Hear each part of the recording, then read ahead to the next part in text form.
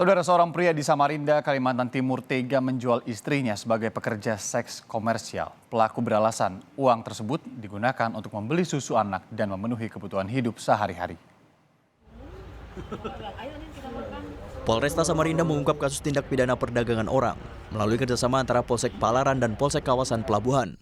Ada 3 orang yang ditangkap, 2 diantaranya berinisial JI dan RA warga asal Kalimantan Selatan yang ditangkap personel Polsek Kawasan Pelabuhan. Dan 1 pelaku berinisial SA asal Sulawesi Selatan ditangkap personel Polsek Palaran. Wakap Polresta Samarinda AKBP Eko Budianto menuturkan, kedua kasus tindak pidana perdagangan orang tersebut beraksi menggunakan aplikasi micet. Lokasi transaksi terjadi di berbagai tempat seperti guest house dan hotel. Namun, salah satu pelaku TPPO berinisial JI asal Banjarmasin ternyata tega menjual istrinya sendiri ke pria hidung belang.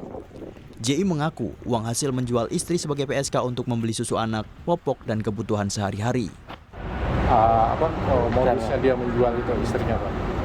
Awalnya menggunakan micet karena suami istri ini memang berasal dari luar daerah, tepatnya di Banjarmasin.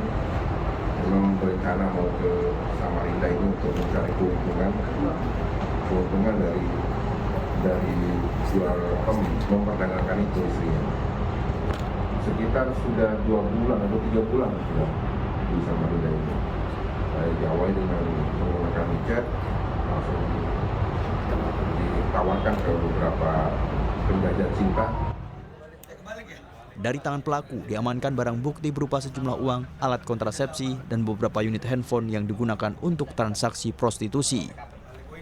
Akibat perbuatannya, mereka dijerat Undang-Undang Tindak Pidana Perdagangan Orang dengan hukuman maksimal 15 tahun penjara. Ardi Wirya, Jasmine Jafar, Kompas TV Samarinda, Kalimantan Timur.